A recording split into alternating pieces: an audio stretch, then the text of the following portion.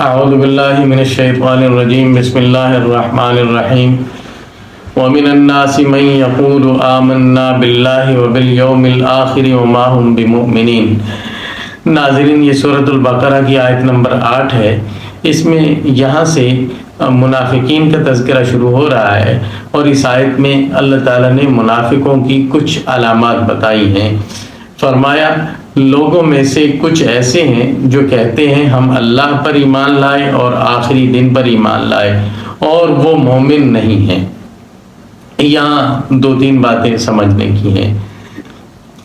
پہلی بات یہ کہ یہ منافق جن کا ذکر یہاں اس آیت میں ہے، یہ دور نبوی کے منافق تھے اور مدینہ کے رہنے والے تھے، مذہباً یہودی تھے۔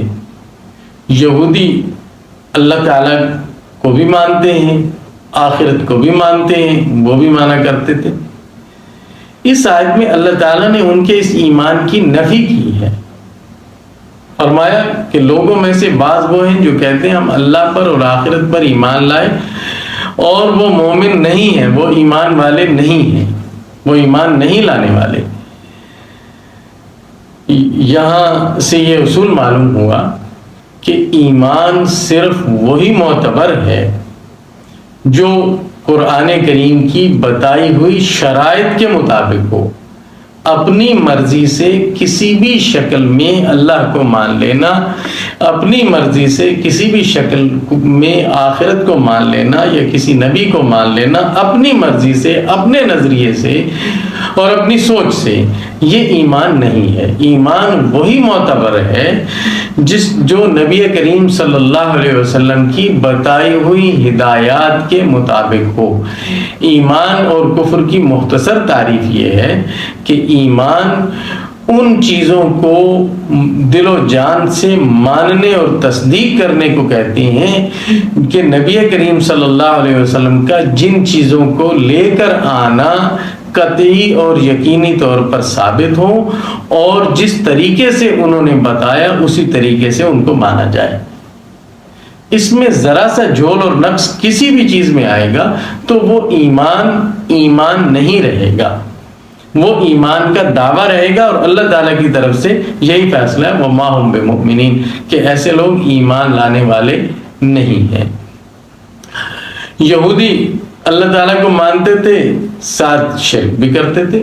حضرت عزیر علیہ السلام کو اللہ کا بیٹا مانتے، اسی طرح آخرت کو مانتے، لیکن یہ بھی ماننا کہ ہم نبیوں کی اولاد ہیں، اور ہم یہود جو بھی گناہ کرتے رہیں، جو کچھ کرتے رہیں، آخرت میں سزا نہیں ملے گی نبیوں کی اولاد ہونے کی وجہ سے، انبیاء کی اولاد ہونے کی وجہ سے، اگر ملے گی بھی تو بہت معمولی ملے گی۔ اس کا تذکرہ قرآن کریم نے دوسری جگہ پر کیا ہے کہ ان لوگوں کا یہ دعویٰ ہے۔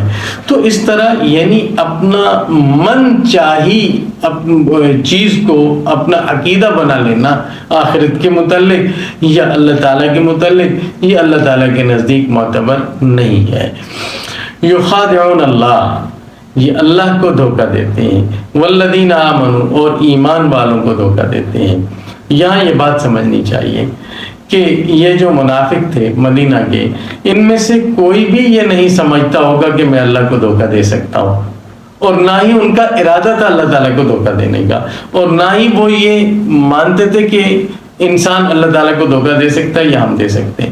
وہ کس کو دھوکہ دینے کی کوشش کرتے تھے؟ وہ اس وقت کے اہل ایمان کو اور نبی کریم صلی اللہ علیہ وسلم کی ذات گرامی کو دھوکہ دینے کی کوشش کرتے تھے۔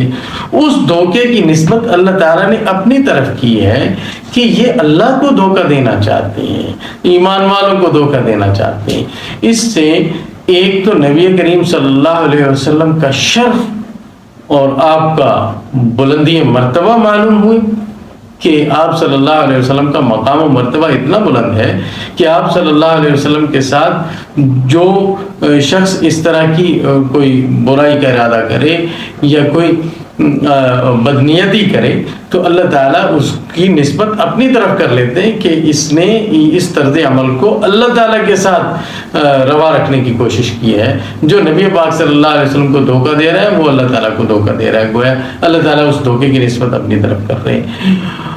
اور دوسرا یہ بھی کہ حضرت صلی اللہ علیہ وسلم کی احادیث حجت ہے، اس آیت سے یہ بھی معلوم ہوا۔ حجت کا مطلب کہ حدیث رسول صلی اللہ علیہ وسلم کا ایسا مقام و مرتبہ ہے کہ اس سے دین ثابت ہو سکے، وہ دین ثابت کرنے کے لیے مستقل دلیل ہے۔ کیوں کہ نبی کریم صلی اللہ علیہ وسلم کے ساتھ جو انکار آپ کے ساتھ جو کیا جائے، آپ کا انکار کیا جائے، اس کی نسبت اللہ تعالیٰ اپنی طرف کر رہے ہیں۔ حضور اقدس صلی اللہ علیہ وسلم کو دھوکہ دینا، اللہ تعالیٰ کو دھوکہ دینا۔ اس سے کیا معلوم ہوا کہ حضرت صلی اللہ علیہ وسلم اللہ تعالیٰ کے ایسے نمائندے ہیں کہ وہ جو کچھ فرمائیں اس کی نسبت اللہ تعالیٰ کی طرف ہے، اور جو ان کے ساتھ طرز عمل روا رکھا جائے، اطاعت کا، نافرمانی کا، دھوکہ دہی کا، اخلاص کا، اس سب کی نسبت اللہ تعالیٰ کی طرف ہوگی۔ وَمَا يَخْدَعُونَ إِلَّا أَنفُسَهُمْ، اور وہ صرف اپنے آپ کو ہی دھوکہ دے رہے ہیں۔ یہ اللہ تعالیٰ فرما رہے ہیں کہ وہ لوگ اپنے آپ کو دھوکہ دے رہے ہیں۔ منافق خود فریبی میں مبتلا ہے، وہ سمجھتا ہے کہ اہل ایمان کو نبی پاک صلی اللہ علیہ وسلم کو دھوکہ دے لے گا، ایسا نہیں ہے، وہ خود دھوکے میں مبتلا ہے، کیونکہ وہ اپنی اس کوشش میں کامیاب نہیں ہو سکا۔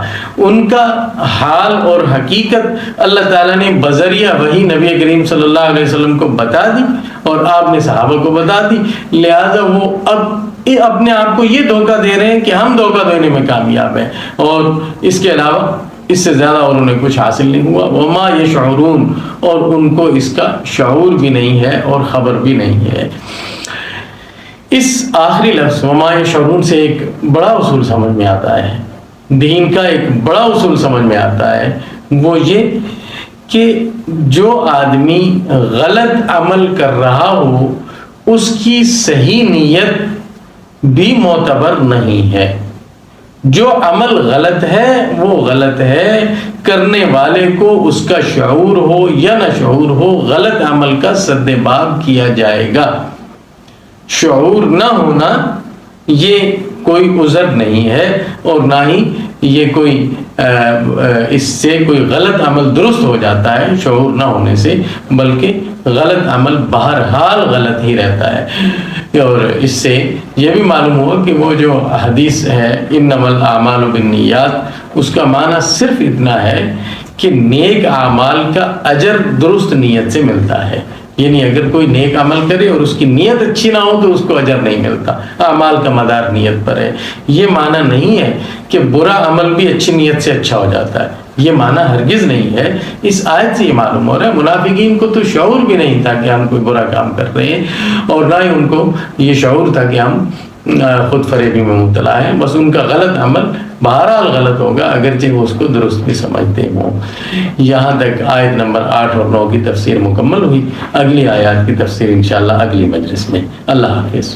فرقہ واریت سے بالاتر اور خالصاً قرآن و سنت کی زبان میں قرآن کریم کو سمجھنے کے لیے ہمارے چینل کو سبسکرائب کریں۔